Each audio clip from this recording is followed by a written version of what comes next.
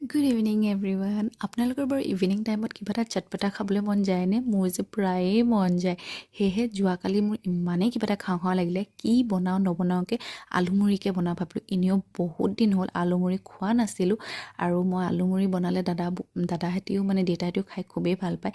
সেয়েহে ভাবিলোঁ চবেই যেতিয়া ভালেই পায় আলুমুড়িকে বনাওঁ। প্ৰথমতে আলু কেইটামান বইল কৰি ল'লোঁ, তাৰপিছত কেইটামান বাদাম ফ্ৰাই কৰি ল'লোঁ। তাৰপিছত এইটো হৈছে মেইন ইনগ্ৰিডিয়েণ্ট মুড়িখিনি তাতে মিক্স কৰিলোঁ, আৰু বিলাহী পিঁয়াজ ধনিয়া জলকীয়া মই কাটিয়ে থৈছিলোঁ আগতীয়াকৈ, সেইখিনিও মিক্স কৰিলোঁ। ধুনীয়াকৈ মিক্স কৰি ল'লোঁ। মিক্স কৰাৰ পিছতো বনিয়ে গ'ল। একদম চিম্পল ৰেচিপি, চবে জানেই চাগে। অকণমান মিঠাতেল, অকণমান নিমখ তেনেকৈ দিলোঁ। অলপমান ৰেড চিলিও দিছোঁ দেই, অলপমান জ্বলা জ্বলা লাগিবলৈ। তাৰপিছত একদম প্ৰথমত দিলোঁগৈ দেউতাক। কেনেকুৱা ভাল লাগিছেনে? মজা।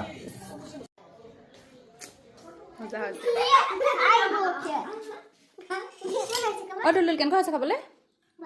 মজা নে? চিখাপা কেনেকুৱা বনাই কৈ দে আকৌ। কেনেকুৱা বনাইছোঁ মই? চাওঁ এইফালে চাই কোৱা আকৌ কেনেকুৱা বনাওঁ মই? টেষ্টি এনেকৈ দেখাই দে টেষ্টি। পৰি কেনেকুৱা হৈছে? টেষ্টি। ডুবু কেনেকুৱা হৈছে? ভাল লাগিছে। কেনেকুৱা হৈছে? দেউতাক দিয়াৰ পিছত এয়া পোৱালীকেইটাকো দি ল'লোঁ। চবৰে পৰাই ফিডবেক ভালেই পালোঁ দেই। চাহৰ লগত খালি এনেকৈয়ে খালোঁ। আৰু আজিলৈ বাই বাই।